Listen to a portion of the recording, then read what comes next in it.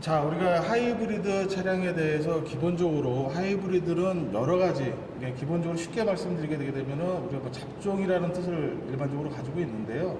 잡종이라는 거는 이제 원래 있었던 내연기관의 틀을 좀 벗어난다라는 의미에서 어원상으로는 그렇고, 보통 우리가 일반적으로 얘기하는 것 자체는 내연기관이라고 하는 일반적으로 사용을 했던 엔진 외에 별도의 또 동력원을 둬가지고 병행해서 쓰는 방식을 갖다 우리 일반적으로 하이브리드라고 얘기를 하고 있죠.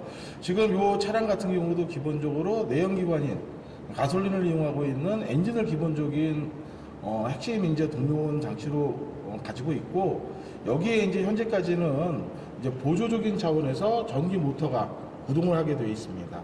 그러니까 엔진만 작동하느냐, 전기 모터만 작동하느냐. 전기 모터만 작동해서 동력을 만든다 그러면 이건 이제 전기 자동차가 되는 거고, 하이브리드 자동차는 기본적으로 내연기관을 기준으로 여기에 이제 아직까지는 보조적인 차원에서 보존압을 이용을 해가지고 작동을 시키는 모터가 하나 달려져 있다, 이렇게 봐주시면 될 것 같고요. 여기에 이제 부가적으로 당연히 변속기가 뭐 CVT가 들어갈 수도 있고, 일반적인 자동 변속기가 들어갈 수도 있고, 그리고 또한 무조건적으로 엔진하고 모터가 동시에 작동되느냐, 그건 아닙니다. 차량의 종류나 상황에 따라서 내연기관이라고 하는 엔진만 작동할 경우도 있고, 또 필요에 따라서는 모터만 작동할 경우도 있고, 최근에는 모터와 엔진이 같이 병행해서 작동을 하는, 파워를 좀 요구한다거나 또는 이제 가속을 요구한다거나 이럴 때는 이제 병행해서 작동을 할 수 있겠죠. 그래서 기본적으로 우리가 전기 모터는 기본적으로 어디에 장착되고 있냐면요, 바로 변속기, 엔진과 변속기 요 사이에 전기 모터가, 고전압 전기 모터가 장착이 되고 있고요. 이 모터가 어느 정도의 힘, 파워를 만들어내기 위해서는 작은 전압으로는 되질 않아요. 아직까지는요. 물론 작은 전압과 작은 사이즈로 큰 파워를 낸다 그러면 좋겠지만은, 아직까지는 상당히 큰 기전압이라고 하는 에너지가 필요하기 때문에 보통 이 차량에서도 한 270V 이상 정도의 고전압을 이용을 해가지고 모터를 구동시키게 되어 있습니다. 자, 그러면은 엔진, 그 다음에 변속기 요 사이에 바로 전기 모터가 구동되고 있고, 또한 방금 제가 얘기한 것처럼 엔진만 구동될 때가 있고, 또 모터가 구동될 때가 있고, 이런 것들도 변속기에 동력을 전달을 해줘야 되겠죠. 요 사이에서 서로 간에 부드럽게 동력원끼리 서로 간에 연결이 될 수 있게, 필요에 따라서는 동력을 차단하고 또 연결해주는, 우리가 엔진 클러치라는 부분도 전기모터 쪽 부위에 같이 내부에 장착이 되고 있습니다.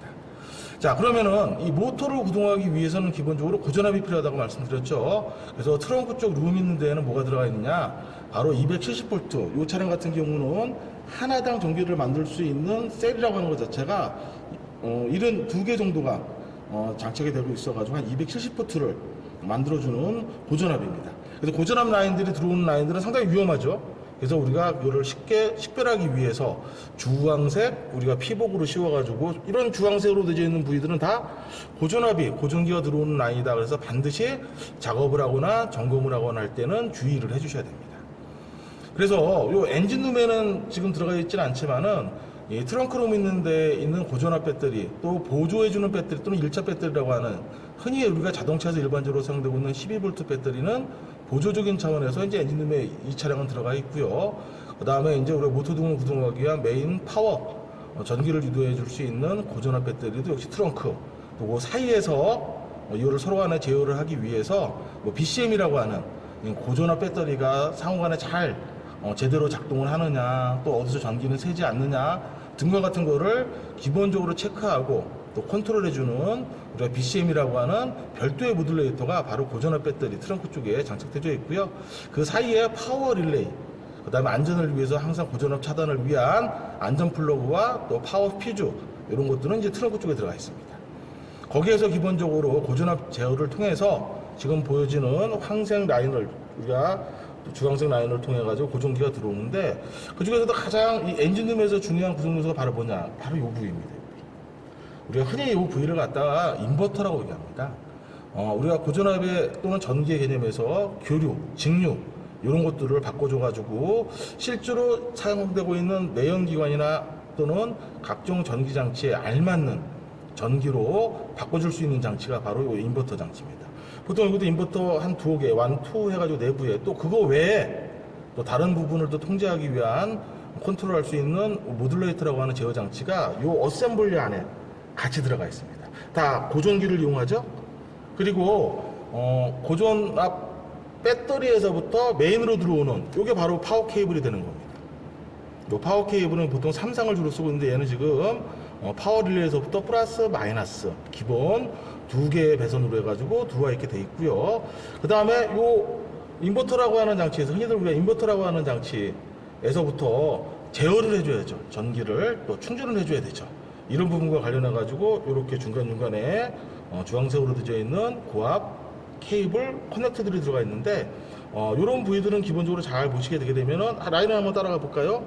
지금 이제 라인이 하나 좀 빠져 있긴 하지만은 전기 모터 쪽으로 요 아래 하단 쪽이죠. 변속기 쪽. 우리가 흔히 이제 변속기로 들어가는 그 부위라고 보시면 됩니다.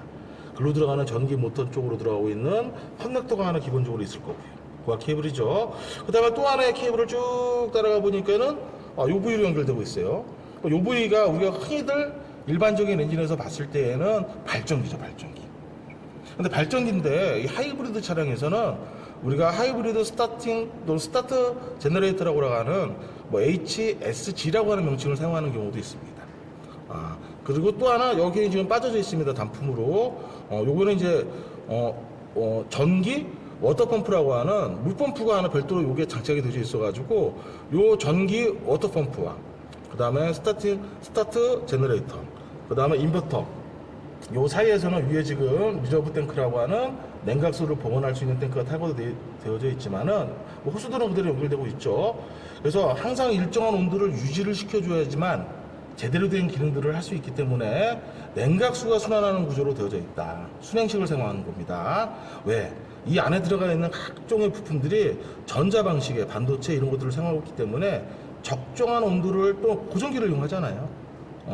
그래서 유지를 시켜주지 않으면은 문제가 발생할 수 있기 때문에 냉각수를 이용을 해가지고 항상 일정 온도를.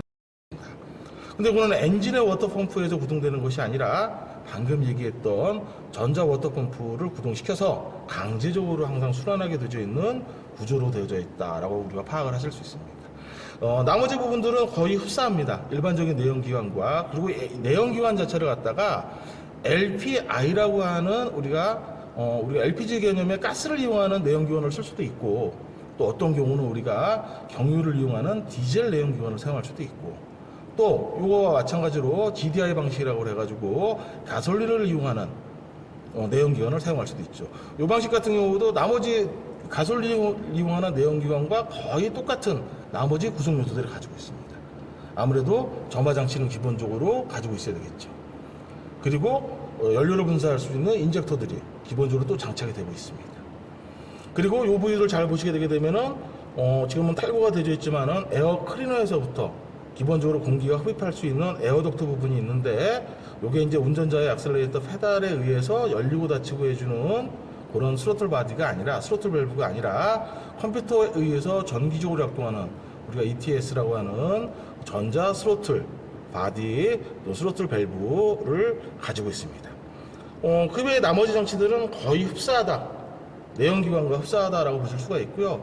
다시 한번 제가 하이브리드 장치, 하이브리드 자동차에서 이렇게 주의하게 말씀드릴 사항은 바로 뭐냐, 주황색으로 되어 있는 부위는 고전압이다.